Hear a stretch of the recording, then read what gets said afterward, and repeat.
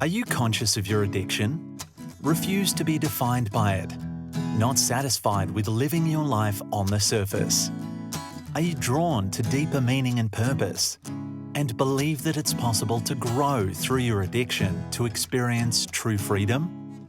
Well, welcome home. Share the journey from addiction to freedom with your host, Michael Gregory.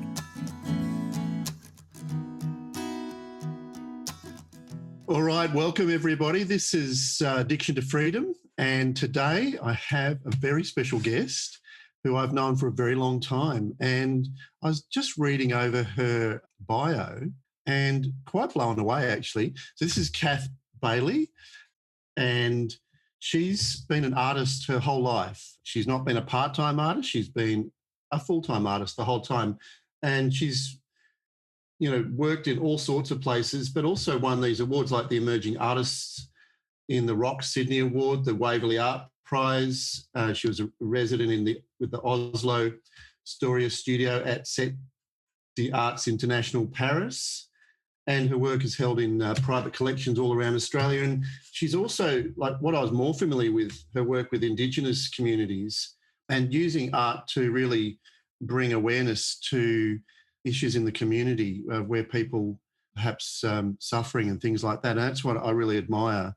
But Kath and I were talking the other day on the phone, and I was really wanting her to come on to talk with me, have this conversation. And she suggested we start off talking about mistakes. And I thought that was a good idea. So we don't know where the heck this is going to go. And I'm really excited to see. So welcome, Kath. Thanks, Michael. I've been Mick for a long time with Kath, so yeah. Yeah. So what were you thinking when you suggested talking about mistakes? We were having a conversation about mistakes at the time, were we? Yeah, well, I was having a little bit, maneuvered in that direction. And I think, I was talking about how if you make a mistake as an artist, depending on what kind of art you do, you can generally turn it to your advantage. I think it is. Like you can really make a mistake rather than berate yourself about it. You can say, where is this mistake leading me? How can I use this mistake to make this artwork work? Like you really looking at how you can turn something to your advantage, depending on what kind of artwork you do. Right. The kind of artwork I do, it's it can really lead you down a different pathway from where you started. So you're in a continual process of you're seeing something in, maybe you've started a canvas like a painting, and you're seeing something in that canvas and you're going, that's not working. But you don't actually call it a mistake. You just go, oh, that's not working for me. Right.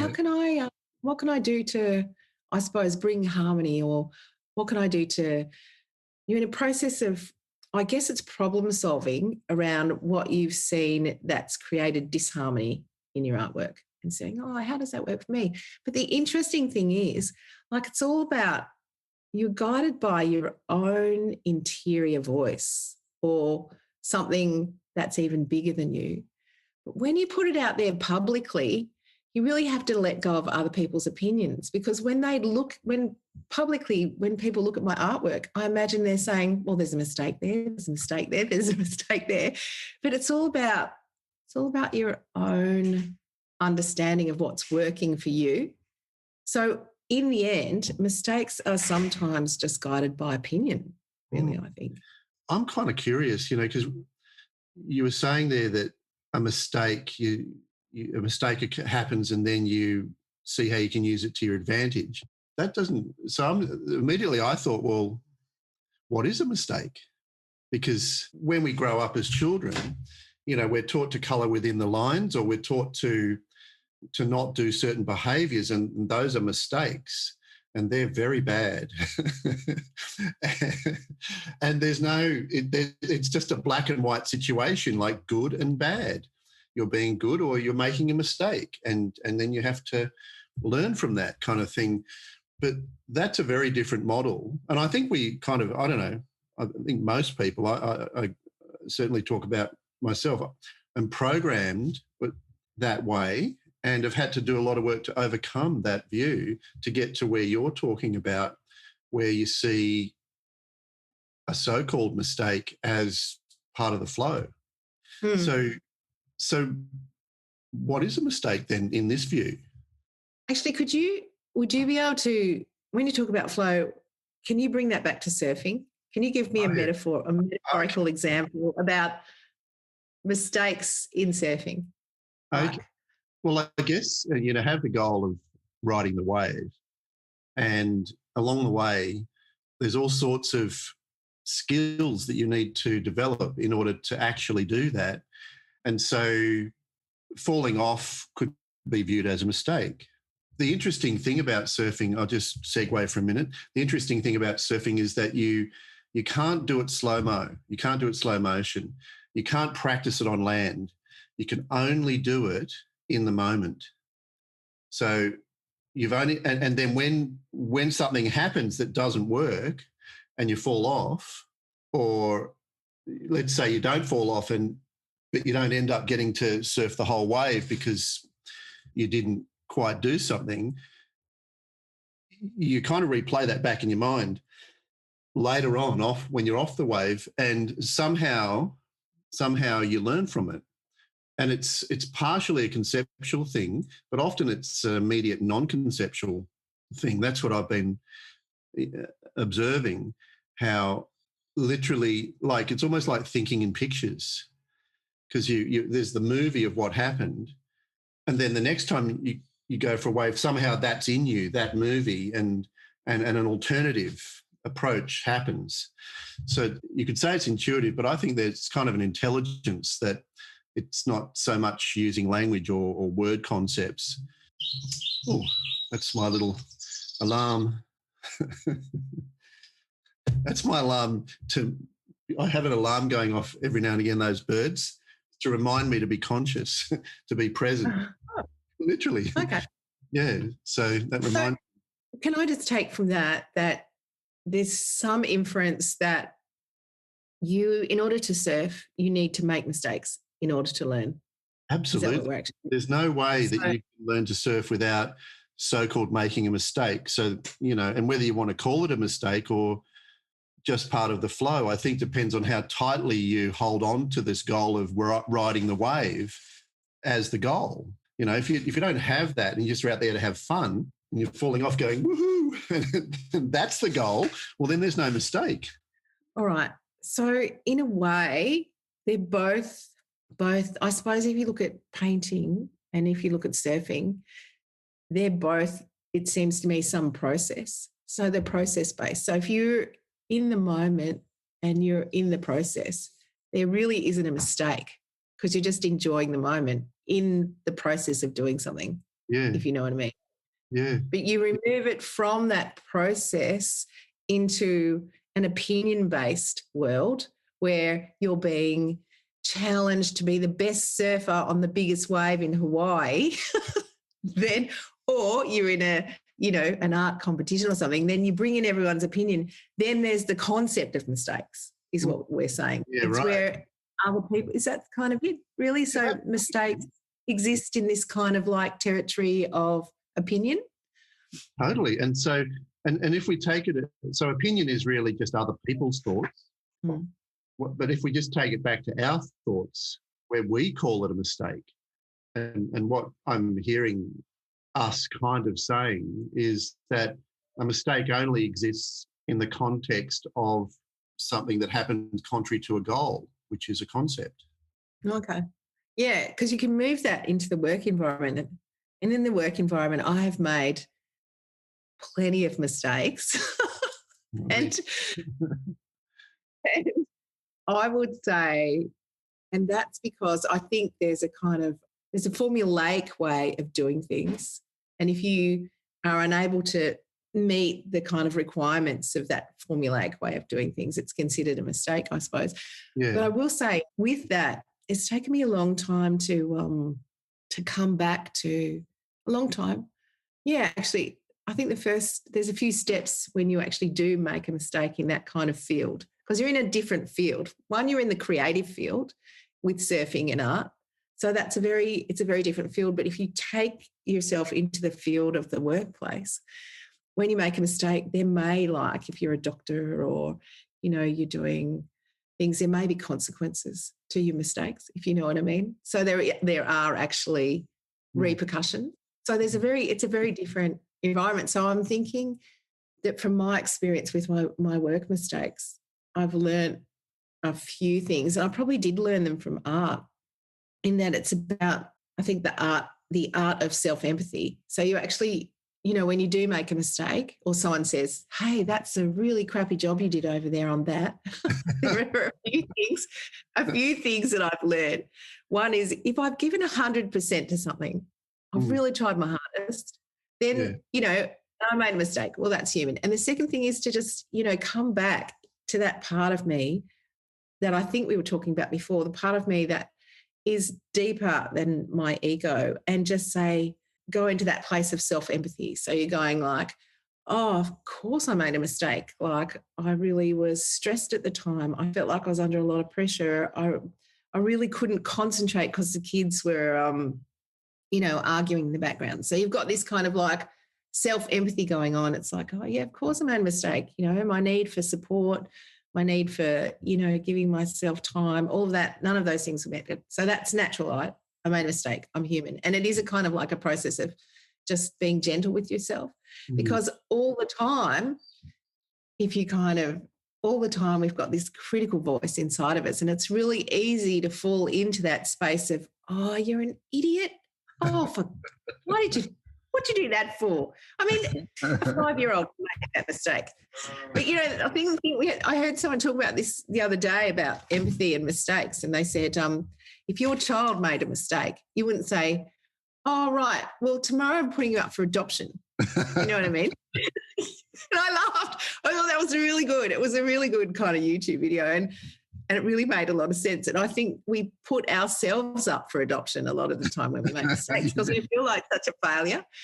And it can result in severe physical illness. Like quite a few years ago, I had a massive failure. Like it wasn't just a little failure. It was a state-based artistic failure. Oh, really? And it was huge. It was really, really big. And is that something that's still kind of raw, or?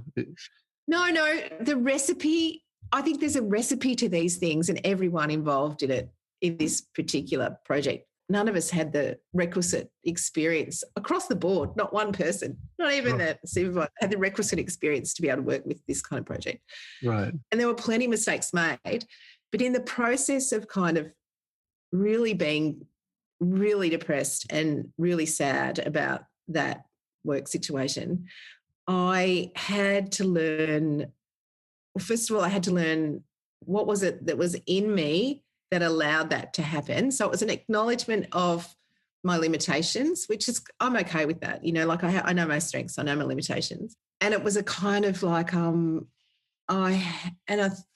the process, I learned that some of the things happened because I couldn't stand up for myself. So then I had to learn, new skills. So I learned a whole lot of skills around nonviolent communication. And then the next kind of step to that during nonviolent communication, to be part of that, is self-empathy. And so really with that big failure and mistake, it just became a valuable tool to see where I could build my skills and limitations, you know what I mean? Just skill building. But it took a lot of self-empathy. It was really, really hard because I hated myself for allowing that to happen. And I could have easily become very, very depressed. So it's a lot of hard work. So sometimes mistakes can lead to a lot of self-awareness, I suppose. Yeah.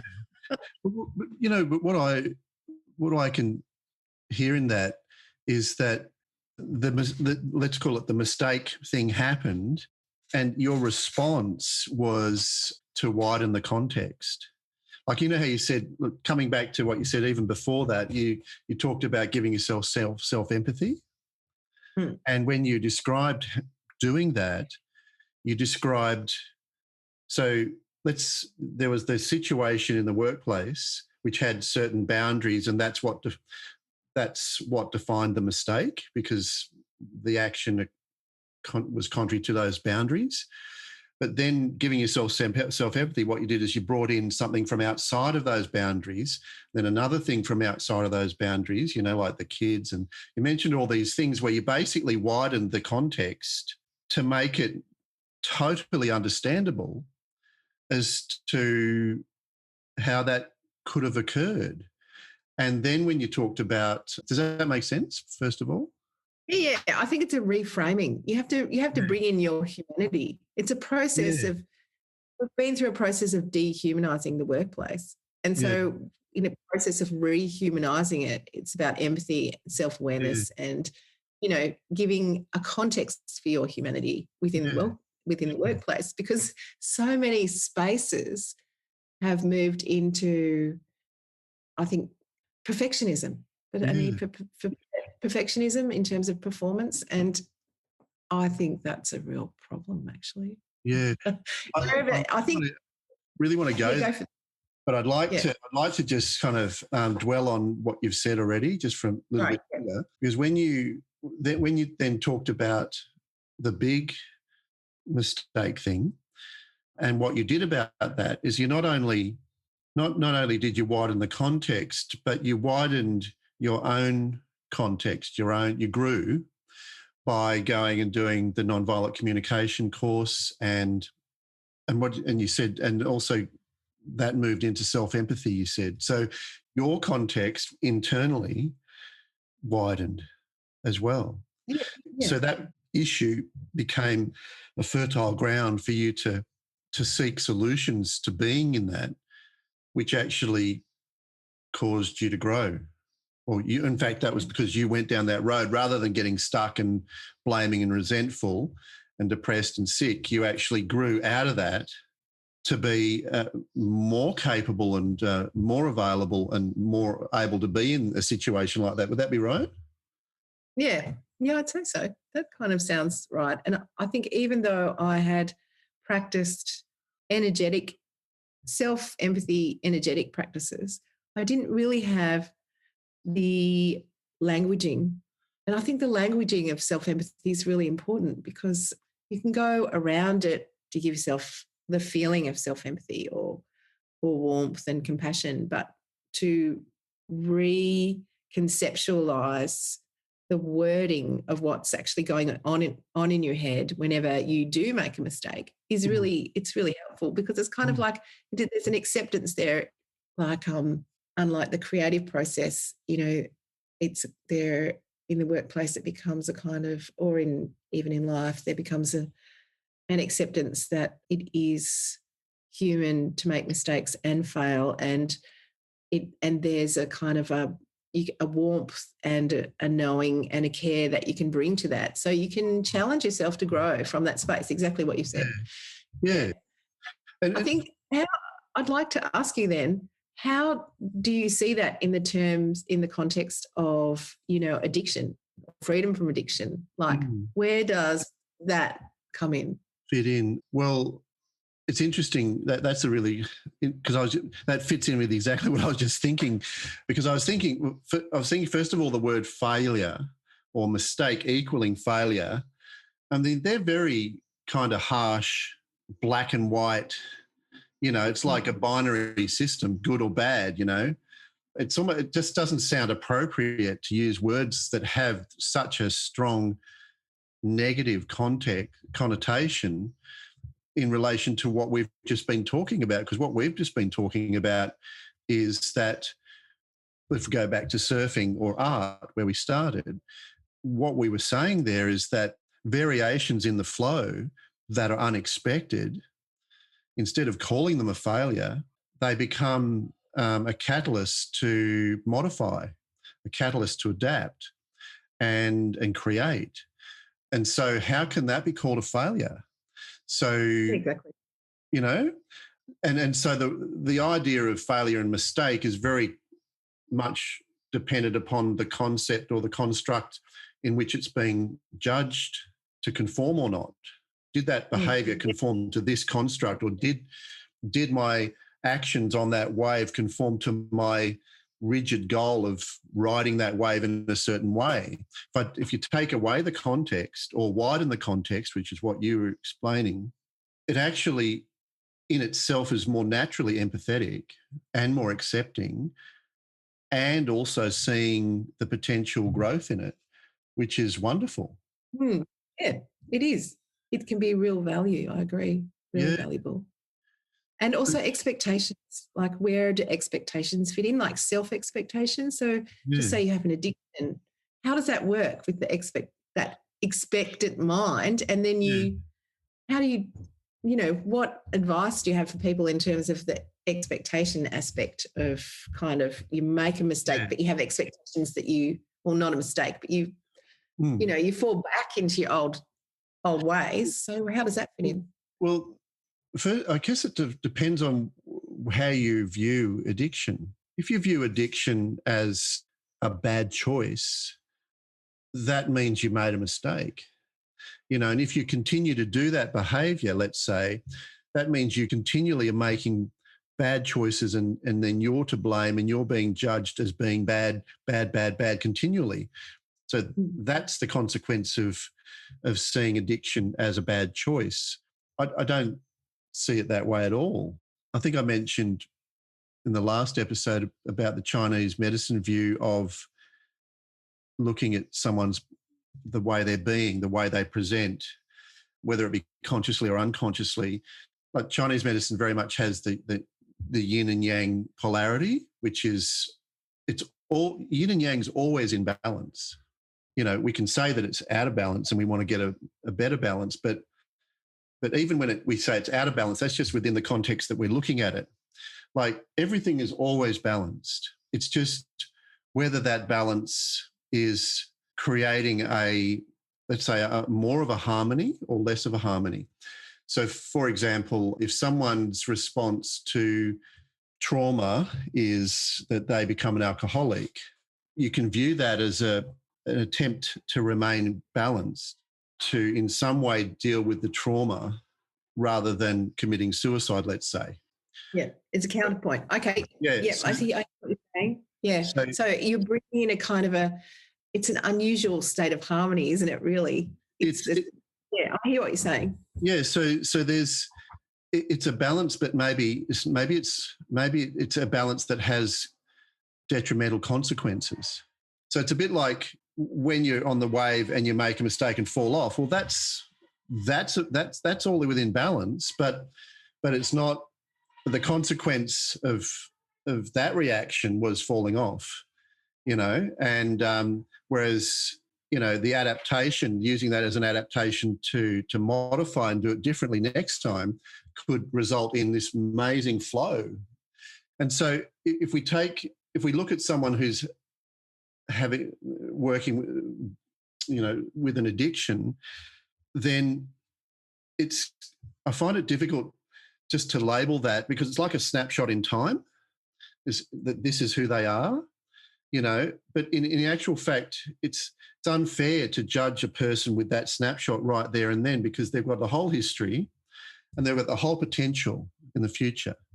So I like what Gabor Mate says. He says addiction is not the problem, it's an attempted solution to a different problem that's not within the context of somebody judging that behavior, and it's a much more, I think it's a more real approach, in the sense that it takes more into account of what's happening with a person, and it opens up more possibilities of working with that. And if someone's trying to be helpful or assist someone who's having an addiction, or if someone has an addiction themselves, it's just a much kinder, more accepting way of starting. Because when you start from the position of failure, bad, wrong, useless, dropout, it's very hard to stand up from that and then approach it. But if you start from the point of view of what you just said, with a wider, more empathetic context, then it's like, oh, okay. So what I'm really trying to work out here is how how to be okay with my life the way it is in all these specific ways. So Yeah. Yeah. You are saying, of course, it's like this because, of course, there are lots of reasons it's lots like of, this. lots of stuff. And the way to get there is to widen awareness and to keep widening awareness and wider and wider and wider. And I actually think that in itself is a solution, because the wider your awareness, let's say, of what you said before about that workplace mistakey thing, where you widened your awareness to how you could use nonviolent communication. Mm. And then that was a solution, a It partial solution. was. I hear what you're saying. Yeah. Yeah. The broadening. I will say, just on a side note, that I did nonviolent communication for a year in another workplace, but I'd missed out the kind of part of it isn't just self-empathy, it's actually empathy for the people who are around you. And I totally missed the second stage. So it was all about my stuff. And I wasn't able to, it took me a long time to take a leap into, say, I would say, like, the more oppressive personalities who are guided by, rather than uplifting and embracing the potential of people, as you're talking, their capacity is really around the detail, and they're the kind of people who are looking for mistakes rather than looking to build your potential or look to say, well, you've done this really well. They will say something like, oh, look what you did over there, rather than, so it's kind of like building in an ability to be able to see where that person is coming, because they're really just reflecting maybe a little one of the little many voices that exist within your own. Like, you're not really just one ego. Like, you're probably 100 different voices in your head, and it being sensitive or being able to hear the kind of the gradation of those voices, the extreme critique and the extreme. So it's learning to be empathetic to all of those parts of yourself, I would say. Yeah, it's funny. I never see people as purely one person. You've got these really terrible, terrible people, and yet on some level, at points in their life, they're capable of a small kindness here or there. You know what I mean? So you're looking at, and I think that's looking at those parts of yourself, being able to be empathetic. I really haven't made that leap well yet. Well, well, I think we're all on a pathway, and what seems to make sense to me from what you said was that you first needed to do the journey about self-empathy in order to get a handle on that, to get familiar with that. And because until you were familiar with it and were aware of it, well, how could you see it in others? You know what I mean? So that you do. Like the second step is when you said, I'm looking now at having not just self-empathy, but empathy for others. That makes sense, that one leads to the next. Yeah. A lot of Australians, I think we all have a concept of empathy for the battler, if you know what I mean. It's an Australian condition, but it's really hard for us, and in particular me, it's very hard to be, say, empathetic towards someone like Donald Trump, or where someone who is particularly malignant. So it's really hard to kind of, I think it's a pretty amazing step for to be able to develop that capacity. Yeah. I guess that's where the empathetic challenge comes in. It's easier to be empathetic to nice people. Yeah. And so, I mean, so I was just wondering, like, in terms of, are we saying that empathy is self-empathy and empathy in general for others is a sort of an approach to dealing with so-called mistakes? Is that what we're saying? Yeah, I would say self-empathy is a pathway to dealing with is a part of the pathway. It's maybe one of the steps to working on accepting your limitations, really accepting that you're human, to embracing your humanity and to actually experiencing some joy. I think actually this is something I think you and I share. I'm not sure how much time we've got, but the Chinese medicine. Okay.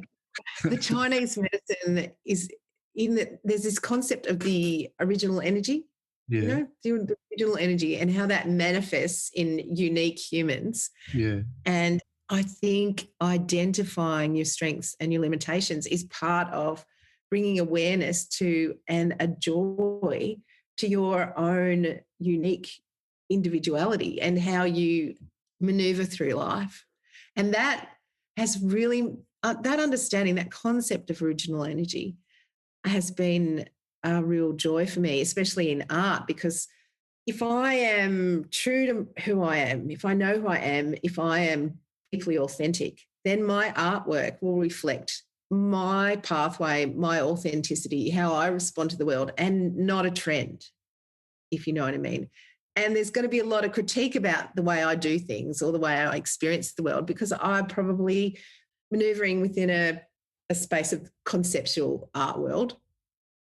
And even if I was, I'd have to do it in a way that respects my unique original energy. You mean and I think you're unconventional? Is that what you're unconventional but original, So everyone has that original energy which manifests in a particular set of characteristics within them, which they have at birth. And then that's kind of messed around with, through societal expectations and family and, social mores. So, that knowing that's really helped in terms of concept of reframing mistakes, because how I do things is never going to be the same. Okay. Yeah. So how you evolve is part of your unique path. Yeah. And how I, even in the workplace, how I kind of respond to things or it's never going to be the same as someone else. So, the principles that guide us should be just guiding principles, not exact kind of.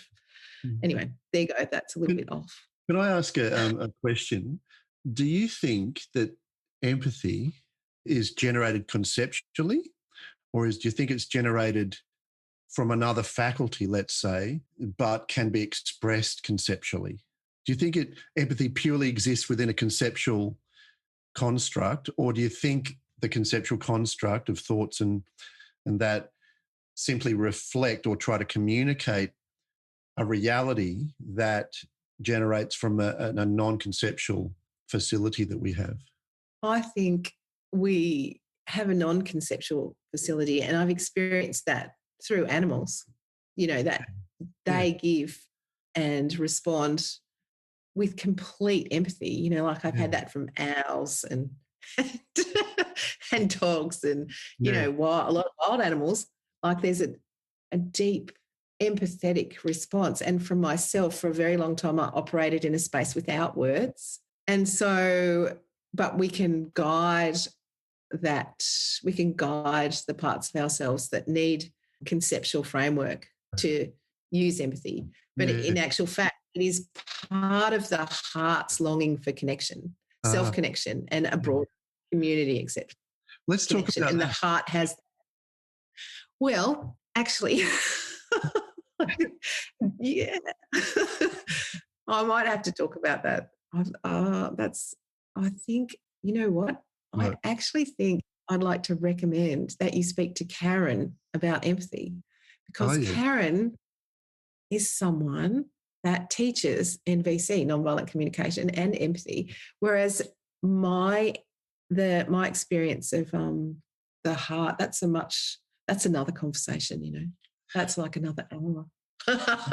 we don't have to spend an hour on it, but I think it's really relevant, because when we look at people, let's say with an addiction, and I'm including myself in that, in the sense that I'm addicted to myself.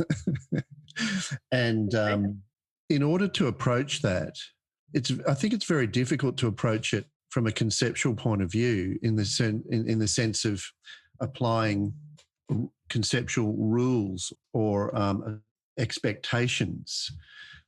Because in a way, I think those are something that they create the limitation. And what we're saying is, in order to understand our behaviour, we need to expand our awareness outside of those limitations. And I think empathy, because I believe it doesn't generate from the conceptual facility, is a way of kind of pointing us. It's almost like it's calling us outside of that tight conceptual construct in which the wrong is created. You know what I mean? Like the failure is only a failure because it doesn't fit within that conceptual construct of good behavior or bad behavior, you know. Take away, and then how do we deal with that? Well, we said we needed to widen the context. Empathy, because it's not generated from that conceptual construct, naturally is a way of widening the context. And if we're in touch with our own kind of empathy for ourselves, like you said, we naturally can connect with others on that. There is a natural connection there where we can feel others' pain. So that naturally just busts open that tight, rigid conceptual framework in which the wrong has been defined, and it creates a relationship on a whole nother level, even though it's kind of a bit fuzzy, but it's definitely there. And I think that then creates the impetus to explore new ways, like you said, with the way you handled that workplace situation, or, you know, I think on an emotional level, at least, it helps us deal with so-called mistakes in people with people's behaviour, because I don't really see them as mistakes at all.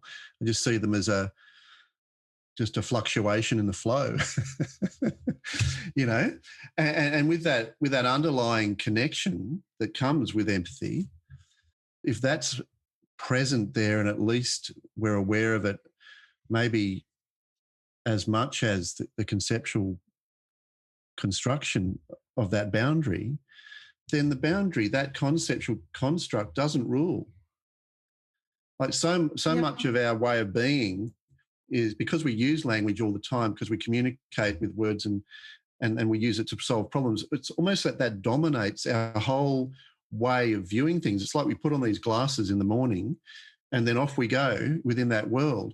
We can take those glasses off for a minute and just feel, which comes back to that, what you said there, the Chinese medicine view of original energy. That exists outside of the conceptual view that we construct of the world. Or not necessarily outside, but it's, concepts and words are really just a way of representing things. But so much of our awareness is defined within it, and that's when mistakes get defined.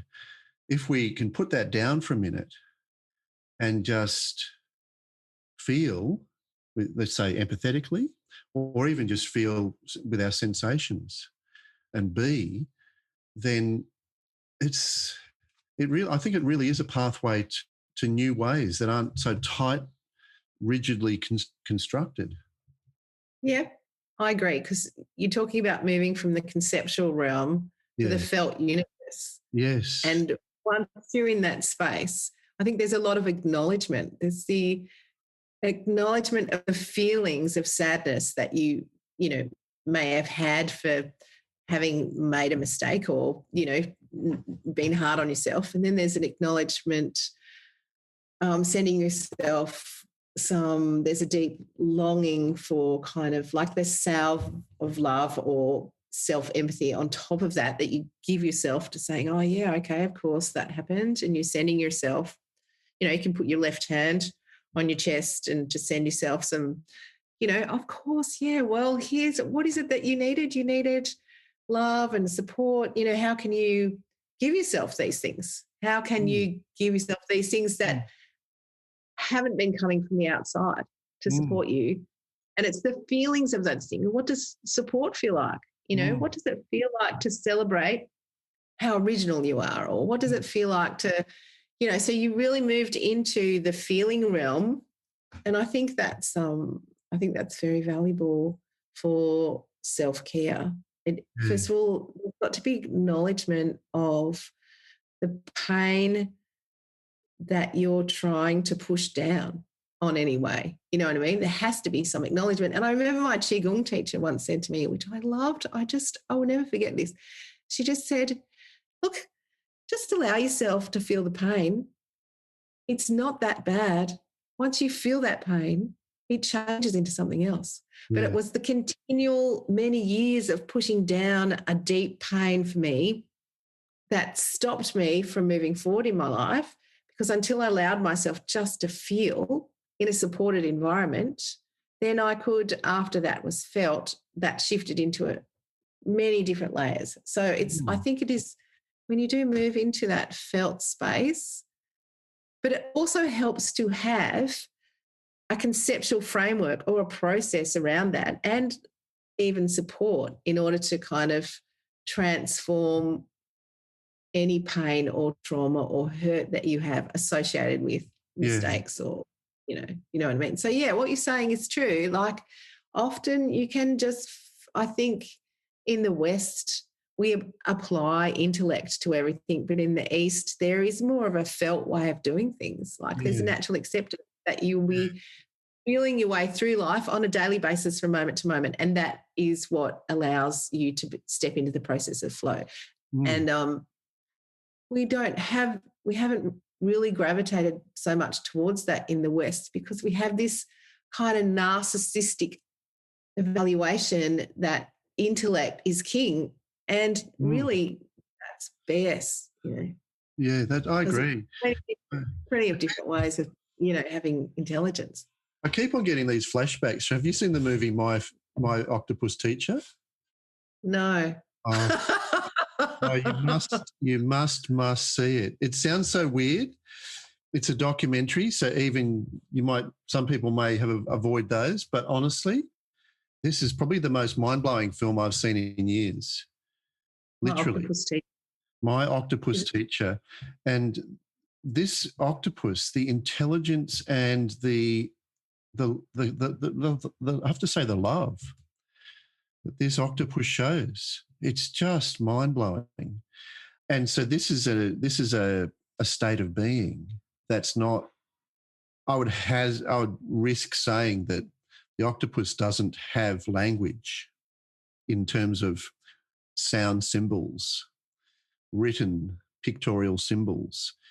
And language really quite rigidly defines concepts.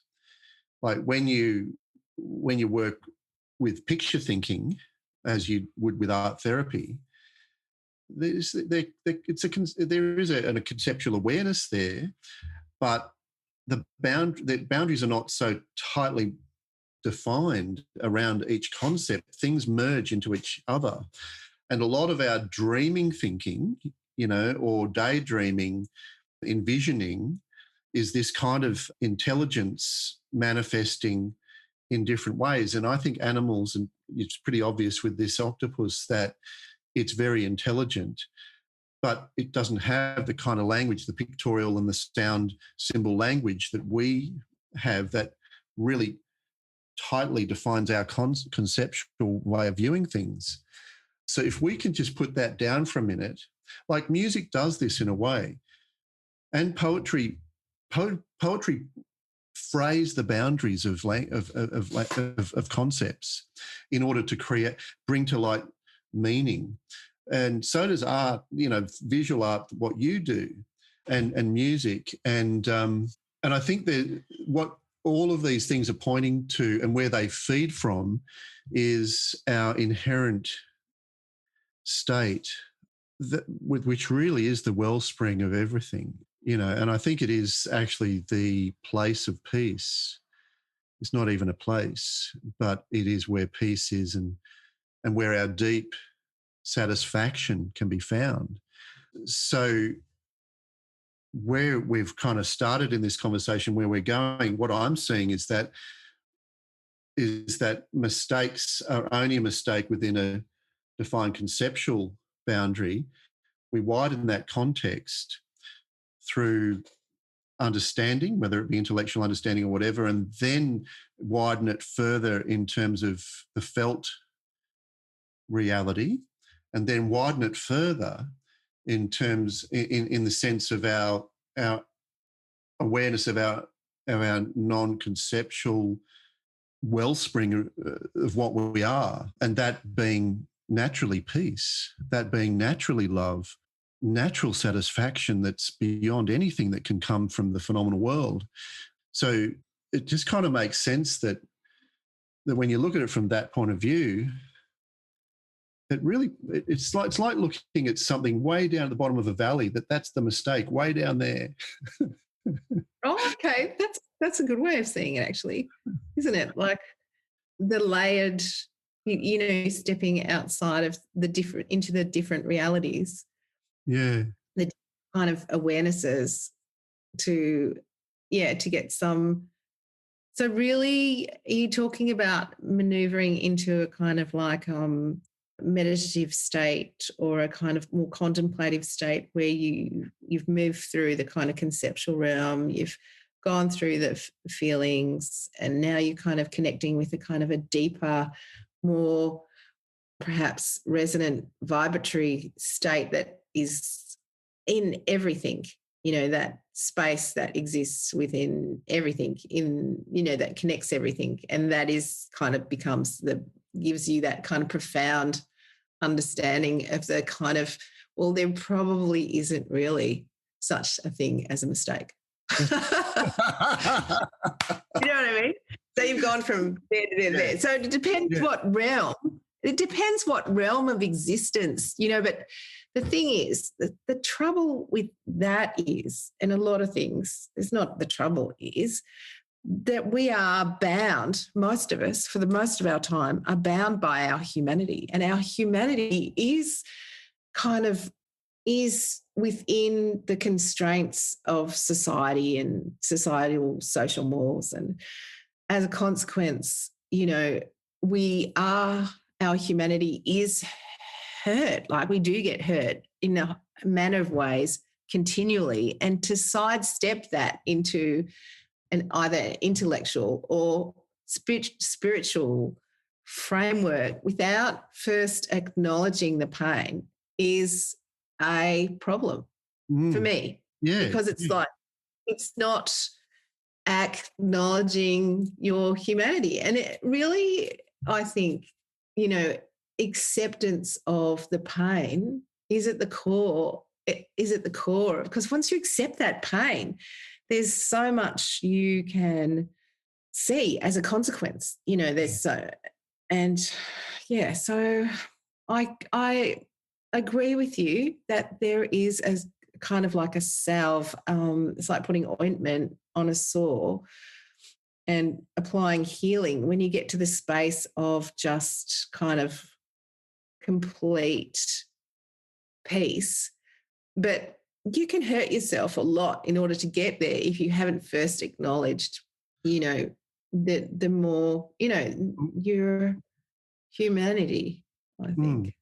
What comes to mind while I was listening to you, and maybe I'm guilty of not listening, but we'll just find that out or not. I don't know. I just happened to see a quote yesterday because I was looking up quotes of the Buddha, as you kind of randomly do sometimes. And one of them was, I think it went along the lines of something like this: pain is inevitable, but suffering is optional. Yeah. Oh, yeah. Good point. Yeah. Isn't that how he conceptualized suffering? Well, if you don't, yes, pains happen. Like, a stone, I step on a stone, but like your Qigong teacher said, you've got the option to actually feel it. And you notice that first thing you notice is that it's changing. And when you start to notice that, it ceases to be the same experience as when you first stepped on it. But in other words, the pain is no longer something that you're suffering. It's something you're kind of, I don't know, curiously experiencing, and then you're no longer walking. Another person may step on the stone and then just start swearing and cursing and then telling everybody about it, how bad it was for the next few days. That's suffering. That's neat. That's human. Yeah. That's true. That's very interesting. Well, that seems like, in a nutshell, I understand from you is that in terms of addiction, you're saying that expansion rather than contraction across various realms of thoughts and feelings can kind of broaden your understanding of your addiction and help you inevitably kind of meet the needs that you have outside of the addiction. Yeah, that's right. So the addiction is what I'm learning from this conversation, and you're showing me, is that a mistake, or let's call it an addiction, is only bad within a certain defined context. And that context actually isn't really valid. So yes, the experience occurs, and yes, it can be detrimental. And yes, it's something that we've lost control of, but a way to approach it that's helpful is certainly not to stay within that tightly confined context and beat ourselves up about it. The way to approach it is to start to become curious about, other things that are related to that and what we are, because we are always present with whatever addiction, behaviour, mistake, failure, whatever. We are always present with that. So being curious about that, like what we are, is also another area of exploration that can widen the context of awareness. But what I'm kind of learning from this conversation is that widening the context of awareness is actually a pathway for understanding, and therefore a pathway for evolution or innovation that changes the balance from a more difficult one to perhaps a more harmonious one. That makes sense. That sounds perfectly. Yeah, I hear what you're saying.